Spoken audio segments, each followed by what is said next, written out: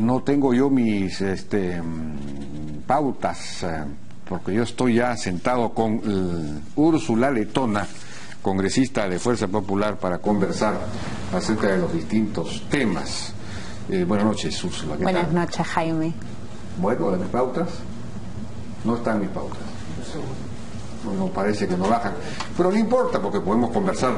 Un primer tema, por supuesto, tiene que ver con la coautora del proyecto vinculado a la prensa, que ha levantado tanta polémica, Alejandra Aramayo, que se ha visto que probablemente, aunque no hay sentencia en ese caso, porque el caso prescribió, ella extorsionaba a personas, a funcionarios públicos, en fin, para que se le pague por servicios que no se habían dado eventualmente, bajo la amenaza de que si no, pues se harían informes que, digamos, negativos sobre la gestión de estas personas. Ya hemos visto la denuncia y todo lo demás. Dicho sea de paso, esto es un tema, otro tema que habría que reconstruir, ¿no? Porque es un asunto muy generalizado en provincias, sobre todo en radio de provincias, en televisión, la televisión de provincias, es lo más frecuente que se usen como un instrumento de chantaje, de extorsión, ¿no?, a las autoridades. Y el fenómeno paralelo o, digamos, espejo de este asunto es que alcaldes y gobernadores regionales contratan un montón de periodistas o les pagan o tienen digamos una partida de publicidad o de prensa, digamos, muy grande, precisamente para tenerlos comprados a todos y no los ataquen, ¿no? Entonces, y que hablen bien de... Ese es un fenómeno bien, también es una forma de corrupción tremenda, ¿no? Bueno, ¿qué opina acerca de de quién había resultado ser, en teoría, por lo menos en principio, supuestamente su coautora? Mira, Jaime, en primer lugar, yo creo que esta denuncia, que son hechos que han ocurrido hace casi 20 años, son temas que han merecido un pronunciamiento del Poder Judicial luego de 10 años de investigaciones. Prescribió. Claro, pero luego de 10 años, yo creo que 10 años es un tiempo más que prudencial para que el sistema de justicia determine la responsabilidad de una persona o su inocencia. Y en el caso de la tan mentada presunción de inocencia con motivo del proyecto que presentamos, vemos pues que en el caso de Alejandra Aramayo, por el hecho de haber sido acusada en un caso concreto de haber supuestamente tratado de extorsionar a una persona, luego de 10 años se cuestiona su inocencia al no haber habido un pronunciamiento expreso del sistema de justicia. Yo creo que finalmente Alejandro el día de hoy ha salido a pronunciarse. Yo más bien sí tomo con bastante preocupación la oportunidad de la denuncia, porque el día de ayer, por ejemplo, el diario La República, pese a que todos los periódicos tenían en la portada el caso del presidente regional de Callao, Félix Moreno, el diario La República colocó la foto de Alejandra en primera plana, señalando que había sido acusada de extorsión. Y en la noche también tuvimos uno de los principales programas dedicados a este tema, donde se señaló que la oportunidad de traer a colación esta denuncia tan antigua de un caso que ya está cerrado se debía justamente a que habíamos presentado el proyecto de ley. Y sobre todo los insultos que ha recibido Alejandra cuando el periodista de Cuarto Poder dice que ella iba con una chaveta a extorsionar, o cuando hoy día en las redes se ha colgado un video de ella acusándola de acudir a un programa en estado etílico. Yo creo que esas no son las formas. La verdad, yo quisiera que haya otra forma de intercambiar ideas, de cuestionar proyectos, y la verdad es que creo que este no es el tipo de periodismo que todos queremos. Ella ha tenido la oportunidad de aclarar los temas y exigimos el respeto que no solamente una congresista, sino en el caso de Alejandra, una madre, una hija, merece, porque lo que ha pasado hoy día en redes de verdad es desastroso. Bueno, Alejandra, las redes son pues terribles, ¿no? Pero son portales bastante conocidos, pero Jaime. El informe de Cuarto Poder fue un informe muy serio, muy fundamentado, periodísticamente muy bien hecho, y claro, ya las redes son son el reino de la destrucción. Ya sabemos, en todos los casos, para todos los temas. Funciona el anonimato, funcionan los troles, funciona... Pero cuando se trae a colación... Es el reino de la chavetería, ¿no? Claro, pero cuando se trae a colación un tema bastante antiguo y se señala que la oportunidad es justamente el haber presentado este proyecto, yo creo que ahí es donde chocamos con ciertos derechos que deben ser respetados, porque podemos tener diferencias, Jaime, y tú y yo hemos tenido N diferencias. Tú no eres una persona nueva en el periodismo, tienes una trayectoria, y creo que las discusiones siempre han sido con muchísimo respeto y ponderación.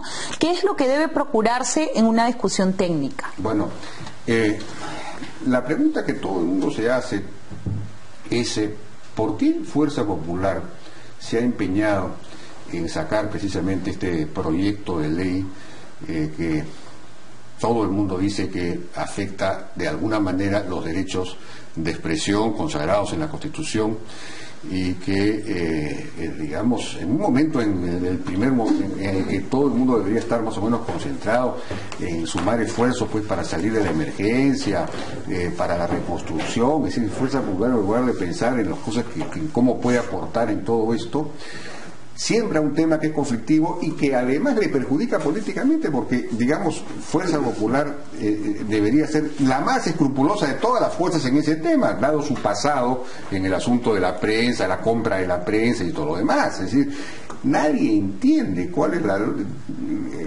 qué sentido tiene, digamos, ni por la oportunidad ni por el tema. Mira, Jaime, nosotros hemos dicho en reiteradas oportunidades que sabemos leer la historia. Y la historia, es verdad, ha señalado que el fujimorismo ha sido un gobierno corrupto. Y nosotros tenemos clarísimo que hay que luchar contra la corrupción. Y la corrupción se da en varias esferas de nuestro país. La corrupción corroe nuestras instituciones y la prensa juega un papel fundamental, es una piedra angular en la construcción de la democracia. Dicho esto, Jaime, hay antecedentes en nuestra legislación. Esto no es un invento o un naipe sacado debajo de una manga o una ley con nombre propio. Lo que nosotros hemos hecho es cerrar el círculo. Hoy este Congreso le ha dado pase a la muerte civil para funcionarios. Este Congreso ha regulado la imposibilidad que tienen los candidatos de postular si tienen una sentencia por caso de corrupción. Pero además hay otros antecedentes, si me permites.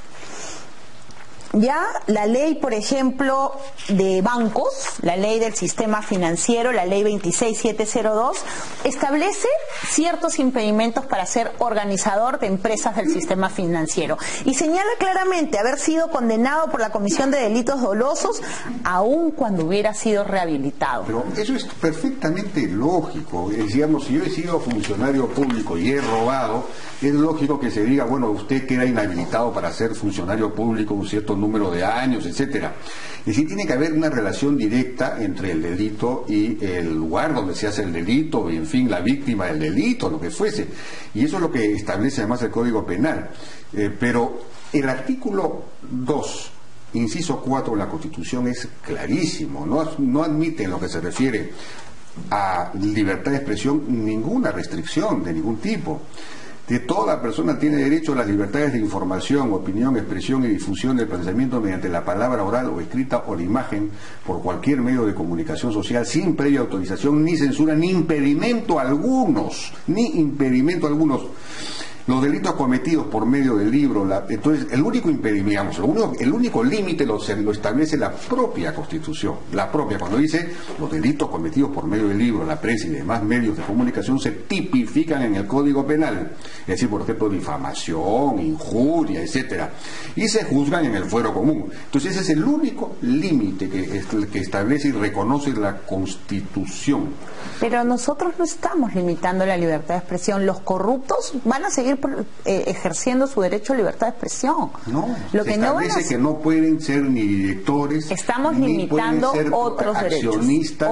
Su derecho al trabajo, como lo hace la ley de bancos respecto incluso de personas que hayan tenido delito doloso. Y para poner un ejemplo, si una persona cometió el delito de lesiones leves, le causó lesiones leves a una persona, esa persona no puede ser organizador de una empresa del sistema financiero. O lo que es peor, la ley de radio y televisión revisión, Jaime, perdóname, hoy la ley 28278 señala que una persona jurídica pierde la concesión del espectro si ha sido condenada por delito doloso.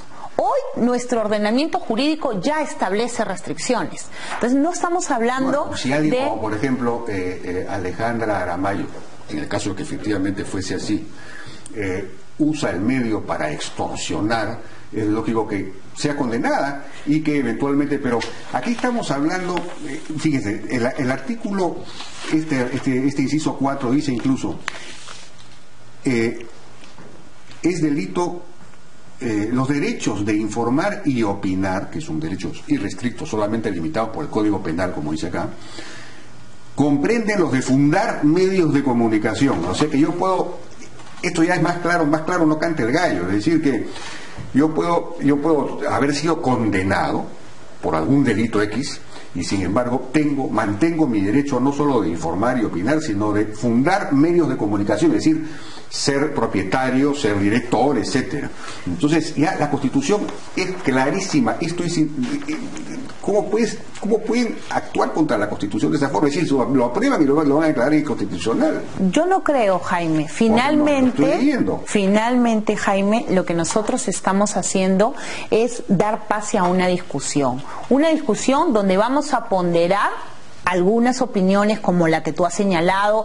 También hay constitucionalistas como Víctor García Toma, que ha señalado que para él el nuevo proyecto reviste el test de proporcionalidad y habrá que ponderar en su momento. El espacio, quien realiza el test de proporcionalidad es la Comisión de Constitución, previo al tamiz que hace el Tribunal Constitucional. Si la Comisión de Constitución, hoy presidida por Fuerza Popular, busca en el debate de este proyecto el consenso, que es lo que nosotros hemos venido a propugnar en este Congreso. No existe una ley en este nuevo Congreso que se haya aprobado con la aplastante mayoría de Fuerza Popular. Nosotros en todas las discusiones, Jaime, hemos buscado el consenso y la búsqueda de consenso implica hacer concesiones. Y por ejemplo, yo he escuchado con mucha atención a Samuel Abad.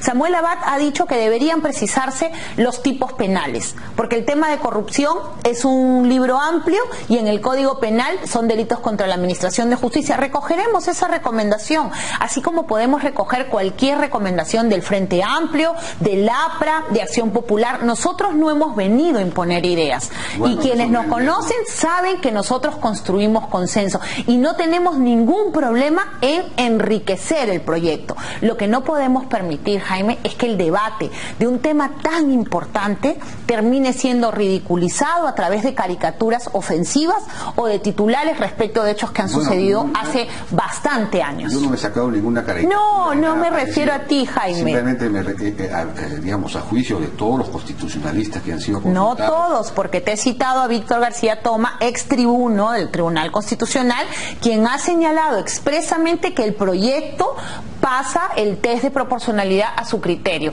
Y así como Víctor García Toma, también ha habido otros constitucionales. Test de proporcionalidad, ¿pero qué significa eso? Aquí no hay proporcionalidad. Es un test de ponderación. Escúchame, Jaime, yo te voy a explicar. Te voy a explicar y lo voy a hacer lo más didáctico posible para que la gente también entienda. Tú tienes dos derechos.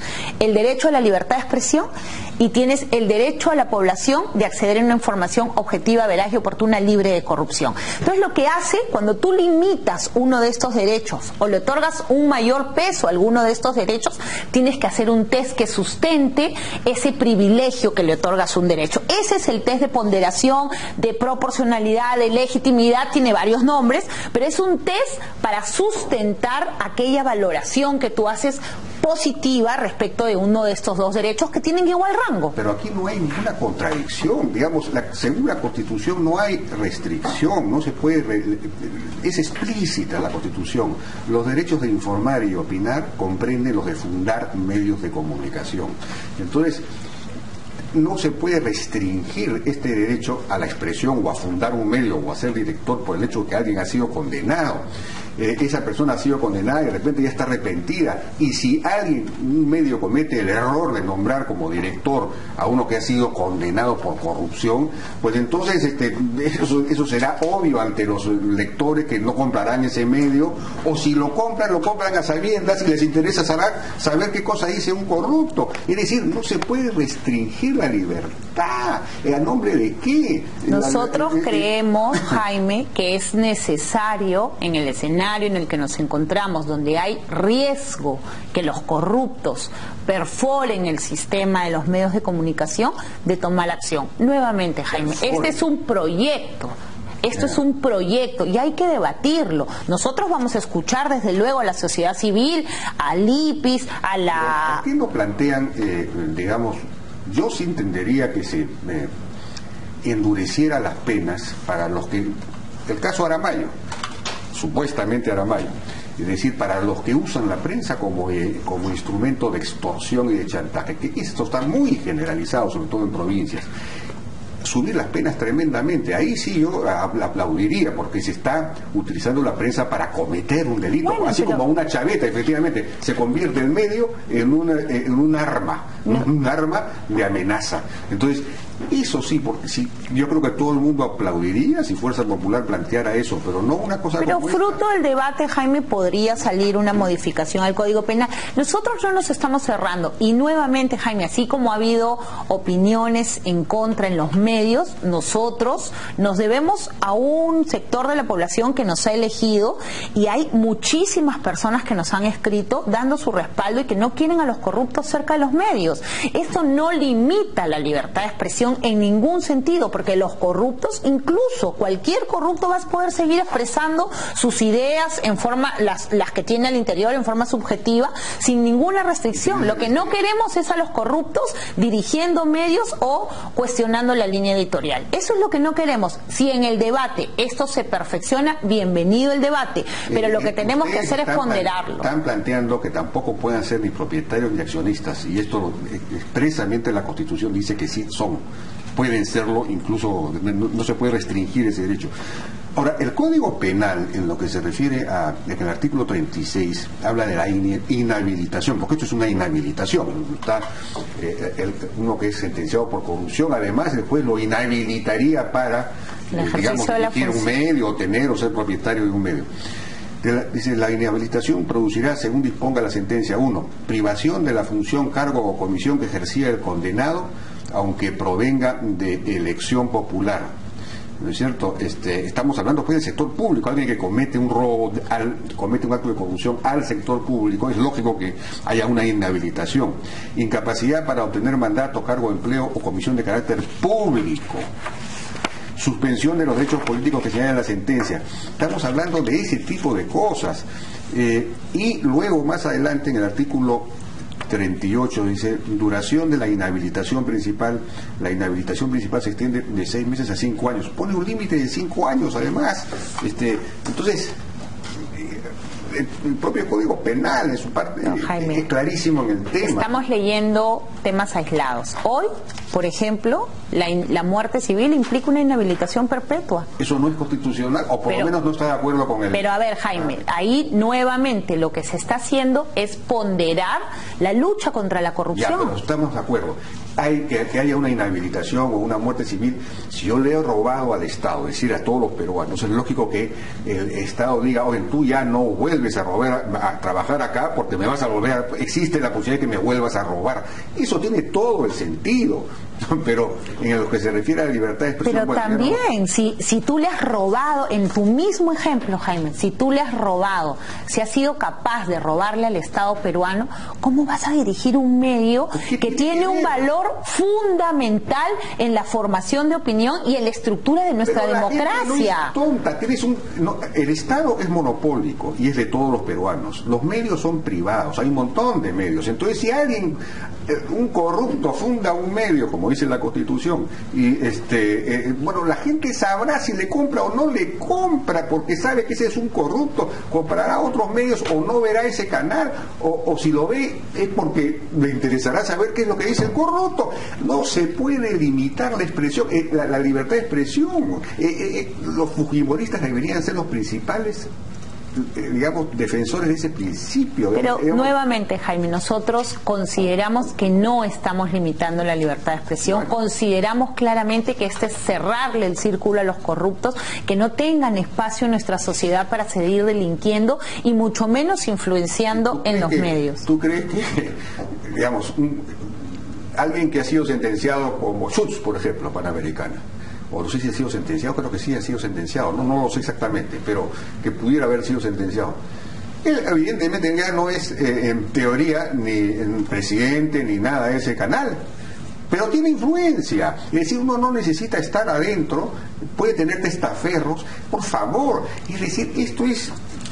La pregunta es, ¿qué los ha motivado? Es decir, se dice que es por una especie de ojeriza con el Grupo del Comercio. Mira, se ha dicho tantas cosas, Jaime, que yo estoy sorprendida. No puedes saber por qué. No, porque porque es inexplicable, digamos, es incomprensible este proyecto, Jaime, de ley en este momento. Mira, Jaime, este proyecto fue presentado en febrero.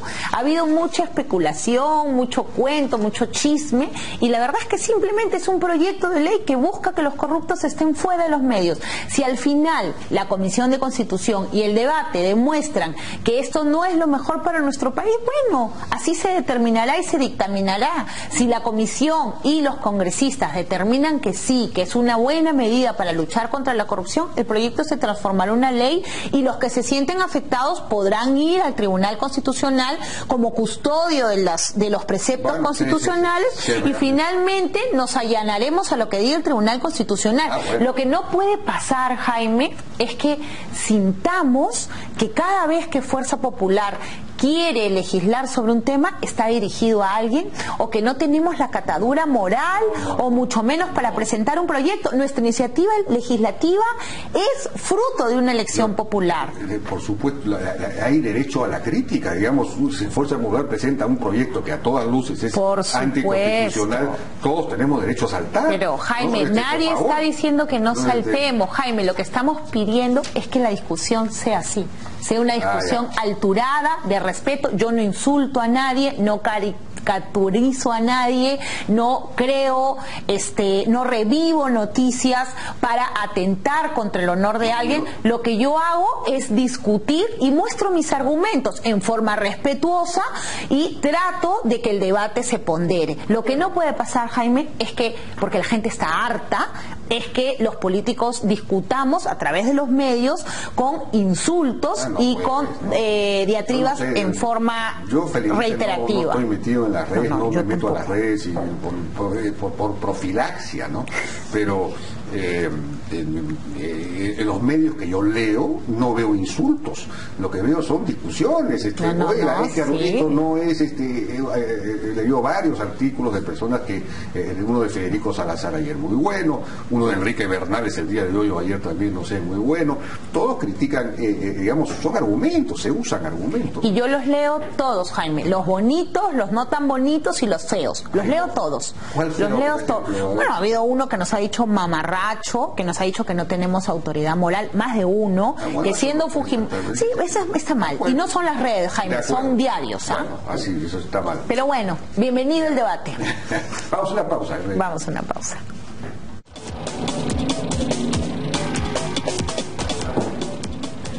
Bien, algo en lo que estoy completamente de acuerdo con Úrsula Letona, es que no es posible insultar, descalificar a alguien o a un grupo político por, en fin, alguna conducta pasada o lo que fuese. Pero, sin embargo, Úrsula, eso es lo que tú has hecho con Kenji Fujimori.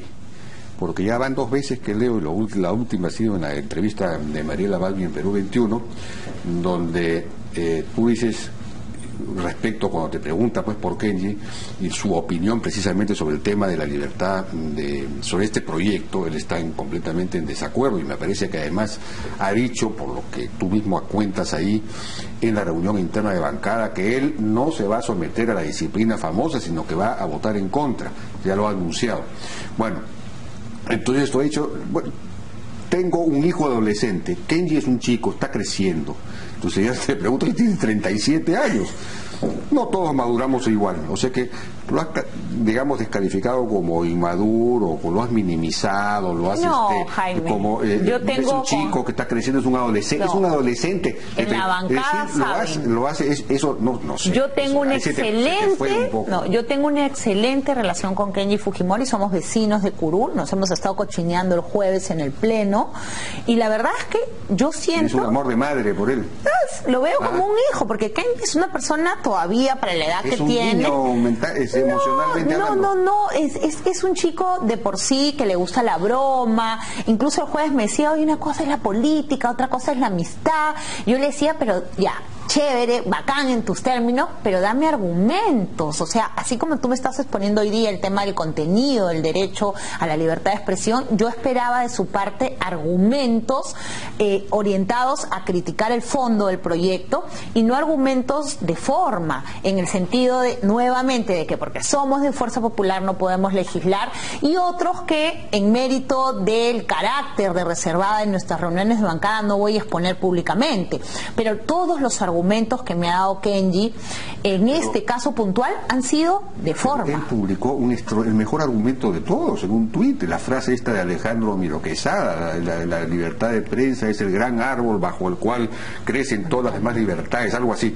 Es una frase... Esa frase explica exactamente lo que es la libertad de expresión. Jaime, esa frase está en nuestro proyecto de ley, la frase completa, pero también lo que dice el gran Alejandro Miro Quesada es eso, dice, oye, para hacer libertad de expresión tú tienes que respetar la democracia y la independencia, tienes que tener independencia y tienes que procurar tener independencia. El ejercicio de la libertad de expresión sin independencia no es libertad de expresión. Si hay un gobierno que controla toda la libertad de expresión, entonces ahí no hay independencia. Pero si hay corruptos que contratan, que conminan una determinada línea o que conducen un determinado medio, esa libertad no está asegurada. Somos libres y responsables. Si yo soy un periodista que trabajo en un medio dirigido por un corrupto, yo renuncio. Para eso está la libertad humana, la responsabilidad humana. Eso hay que estudiar un poco de filosofía. Pero Jaime, ya hemos discutido sobre este tema. Pero lo que voy es que Kenji sí dio un argumento que es la frase famosa de Alejandro Miro, por lo menos públicamente. Sí, no la dio en el Twitter, pero en la discusión de la bancada él solo se refirió a los antecedentes del fujimorismo, y yo lo ratifico y lo explico y lo he dicho N veces, yo no tengo ningún hecho del cual arrepentirme en mi calidad personal, en mi actuación como congresista y en la política. Yo soy nueva, yo he venido a aportar con lo poco que sé a mi partido y tengo una actuación disciplinada en el partido puedo discrepar, pero con argumentos. Y él no me ha dado argumentos de fondo. A eso me refería. Me imagino que lo que ha dado, no lo sé, es un argumento político, ¿no? Sí. Es que el mismo argumento con el que yo comencé la conversación. Argumentos políticos. Que Fuerza Popular, que debería cuidar este tema pues como la niña de sus ojos, porque precisamente tiene pasado, la niña de nuestros ojos, en ese tema, Jaime, la niña de nuestros ojos, y eso que quede bien claro, en la lucha contra la corrupción. Sí, pues, pero entonces, si para eso hay que sacrificar la libertad de expresión, está mal. No hay que sacrificar, hay que poner límites a ciertos derechos. Bueno, en todo caso, ¿qué vas a hacer? Bueno, si Kenji es un chico inmaduro, un niño, bueno, entonces, no hay que pedirle a Kenji que desarrolle argumentos. Bueno, ya los puso pues en ese Twitter. No, hemos quedado en que me va a pasar sus argumentos. Yo nuevamente, Jaime, yo procuro, y lo que hago en la bancada es eso. O sea, yo puedo discrepar y no sabes las batallas titánicas que tenemos, somos 72 voluntades, al llegar a ponernos de acuerdo, pero es el debate en ese momento, nuevamente, que tiene que ser alturado y tiene que ser a la interna, Jaime, que eso es un tema que yo le he dicho. Encima todos luego de haberse pronunciado. Eso es falso. Pasó por una especie de callejón oscuro y nadie defendió su posición. Es decir, solamente es una cosa, un bloque en el que solo se puede hablar o decir lo que está establecido por la cúpula. ¿Dónde está la democracia interna? A mí esto me da mucha risa, Jaime, porque primero son chismes. Son chismes de atrás. Y segundo, nadie le ha caído. O sea, te estoy diciendo que el día jueves hemos, más, Ushu te voy a dar mis argumentos por escrito. Eso fue lo que me dijo. Entonces, yo te digo, son discusiones que en algunos momentos se ponen tensas, no lo vamos a negar, pero es en medio de la democracia. Lo que le hemos pedido a Kenji, y creo que es un pedido que ha sido ya reiterado, es que las discusiones tienen que ser a la interna. Porque eso es lo que tenemos nosotros, un partido que vota en bloque, un partido que discrepa y que construye consenso. Entonces, si él no tiene la capacidad para construir consensos, cuando discrepe, tiene que darnos argumentos, porque eso es hacer política. Y es lo único que le hemos dicho. Yo sigo teniendo una relación muy buena con él y espero terminar los 5 años teniendo la misma relación, porque lo que no puede pasar es que las relaciones personales terminen siendo contaminadas por diferentes opiniones sobre los temas de fondo. Bueno, sí, por supuesto. Así es. Ojalá que él no te ha comentado nada acerca de esta expresión que tú has tenido cerca de él. No, él se ríe. Se ríe. Se ríe. Yo he conversado con él el jueves. Bueno, entonces es una persona que tiene una capacidad, digamos, tiene una coraza muy grande, una capacidad de procesar esta clase de cosas. Ya para Oiga, mí, tú eres un niño, no tienes derecho a hablar. No, yo no he dicho que no tiene derecho a hablar. Le he dicho que vamos a discrepar a la interna y que lo mejor, porque eso es lo que hay que hacer. A mí me da muchísimo gusto que haya un Fujimori escribiéndolo en Comercio. O sea, me da muchísimo gusto y creo que es un avance, pero también hay que tener en cuenta que, y otros compañeros de la bancada me han dado sus recomendaciones al proyecto o sus críticas al proyecto a la interna, Jaime. Como lo hago yo no salgo en un medio a decir, oye, este proyecto tal por cual, sino que voy a la reunión de bancada y expreso mi posición y doy mis argumentos muchas veces por escrito, porque creo que ese es el respeto que me merece mi colega. Él tiene tanta iniciativa legislativa como yo y yo le doy mis argumentos. Yo creo que ese es el mecanismo y eso es lo que propugnamos en Fuerza Popular. Tener una discusión, eso de que se decide en la cúpula y el resto se cae y nadie opina, es bien poco probable, Jaime, tratándose de 72 voluntades. Yo creo que eso es inmanejable, eso ni en una secta religiosa. Bueno, pero digamos que no, aquí lo que es interesante es que hay, públicamente por lo menos se ve que hay una discusión muy fuerte entre, sin embargo, Kenji y el resto. Digamos, no sé si hay dentro del partido personas que piensan como Kenji o que no se atreven a manifestarlo, no lo sé. Digamos, no sé si la división es no solamente Kenji, sino Kenji y algunos cuantos más, porque en todos los temas en los que políticamente, de alguna manera, Fuerza Popular, a mi juicio, se está equivocando. Yo no sé, tú ya lees los artículos, ha perdido la brújula Keiko, hasta Aldo Mariátegui también, que todo el mundo está diciendo, ¿qué le pasa a Fuerza Popular? Se está comprando los temas pues más conservadores, más intolerantes, cuando Keiko lo que quería era precisamente dar una imagen más de apertura, de tolerancia, de liberalismo. Mira, Jaime, lo que yo veo... Ahora, Kenny, el albertista, es el que representa, digamos, la apertura, el espíritu liberal. Es que aquí ha habido de repente mucho aprovechamiento político y de nuestra parte un actuar transparente. Me voy a referir, por ejemplo, al caso del sodalicio.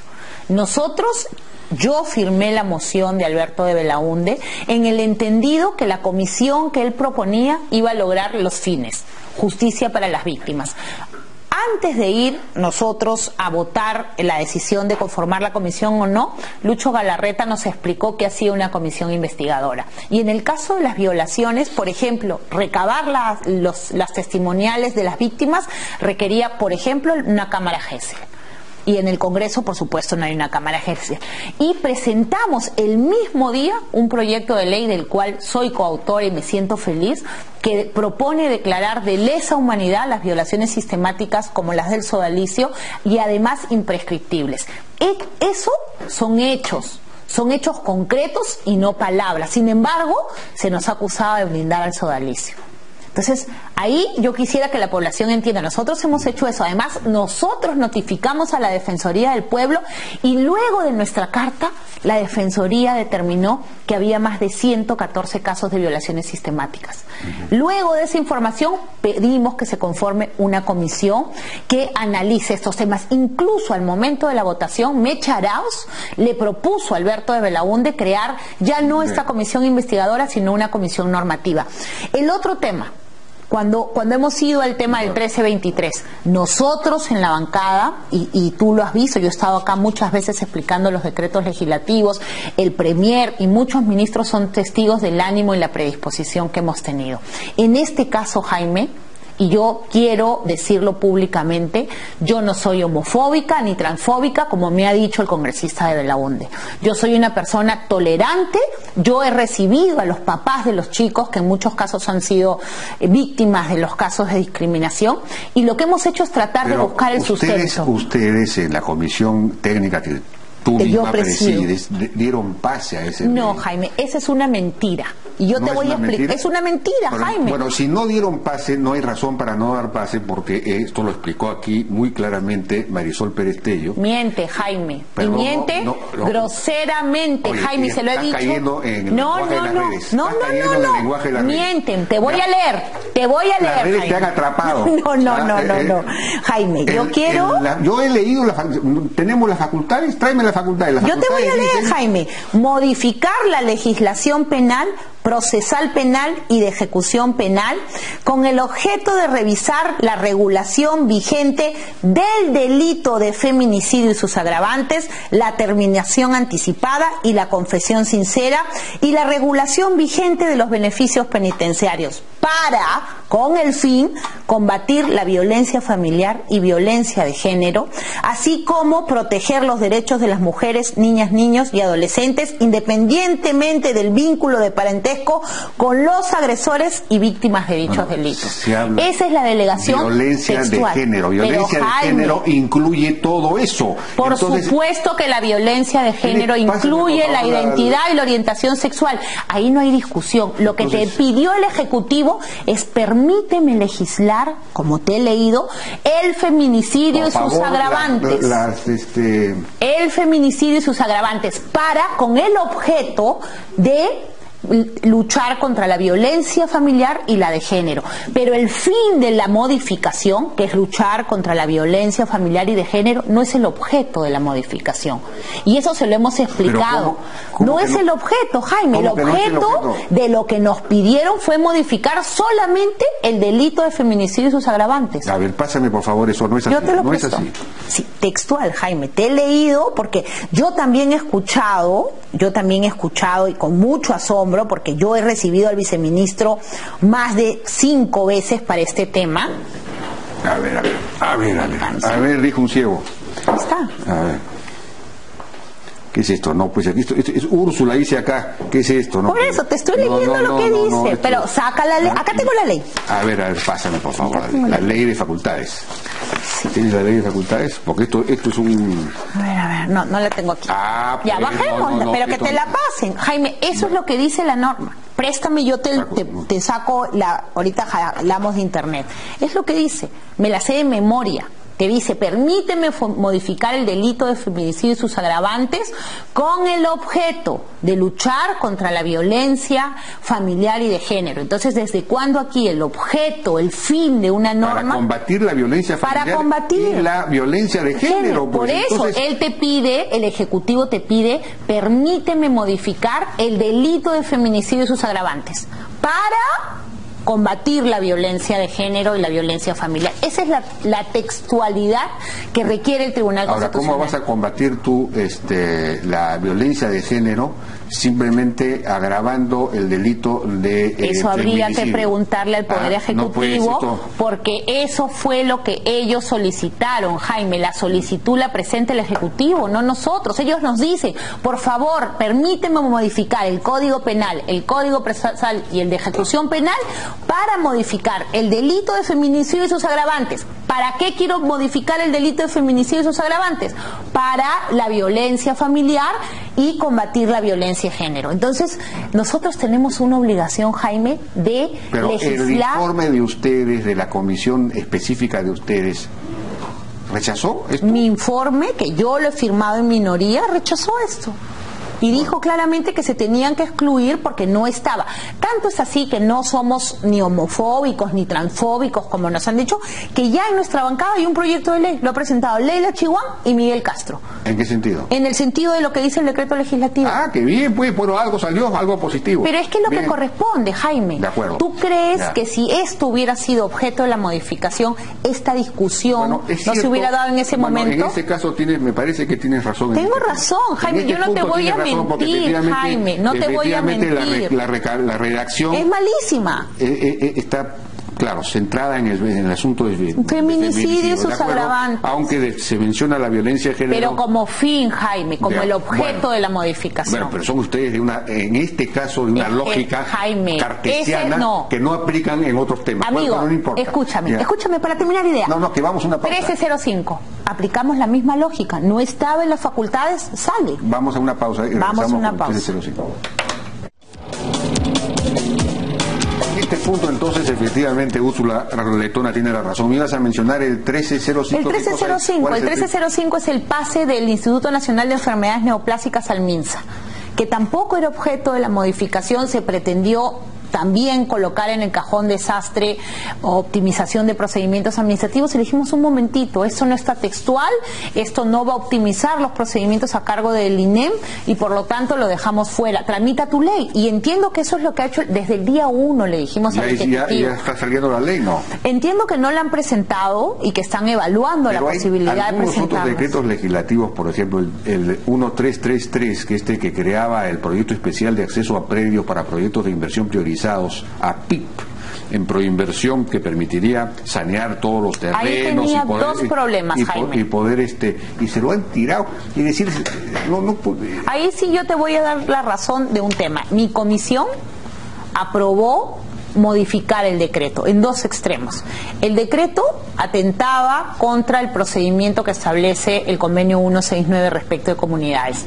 Simplemente lo ignoraba, no señalaba que tenía que haber este procedimiento previo. Entonces, ¿qué hicimos? Como nosotros podemos modificar los decretos legislativos, propusimos que se incorpore sin perjuicio del procedimiento de consulta previa. Y el segundo tema es que este decreto legislativo incorporaba la obligación de la Fiscalía de la Nación de esperar un informe de la PIP, esta entidad que se crea, para aperturar un proceso de investigación, lo cual claramente iba en contra de la autonomía del Ministerio Público. Y también lo corregimos, le dijimos, oye, podrá recibir este informe que el Ministerio Público evaluará, pero no podrá tener su función de titular de la acción penal. Nosotros lo corregimos en control político. Sin embargo, cuando fue al debate, todos los congresistas del Frente Amplio, de Alianza por el Progreso, de Acción Popular, de LAPRA, incluso algunos de Fuerza Popular, estimaron que esto era el Baguazo 2.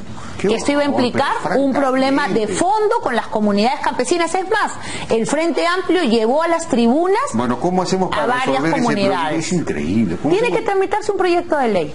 Tiene que tramitarse un proyecto de ley. Un proyecto de ley que abra la discusión. Y Jaime, no hay que tener miedo, hay que explicarle. Las comunidades decían, y yo he estado en la sesión, que nunca les habían siquiera comentado los alcances de este decreto legislativo. Y yo entiendo, en un proceso... Pero eso es para proyectos, pues, de una carretera, de una... Pero involucraban a 26 comunidades que ya están asentadas y que tienen derechos adquiridos y que debían conocer. No, pero esto es digamos, un instituto o un proyecto para sanear terrenos. Sí, básicamente. ¿Cuál es el problema con las comunidades? Porque las tienes que sacar del tracto del proyecto. Del trazo del proyecto tienes que sacar esas comunidades, y ellos sentían vulnerado su derecho de propiedad o de posesión en otros casos, y ahí es donde tiene que haber un proceso previo de construcción de confianza luego del Baguazo. Bien, Úrsula Letona ya nos ha ganado el tiempo. Muchísimas gracias. Como siempre, gracias Jaime, muchas gracias. Bueno, nosotros ya nos despedimos, pero ahora viene Valeria Vázquez de Velasco y Noticias a la 10. Buenas noches.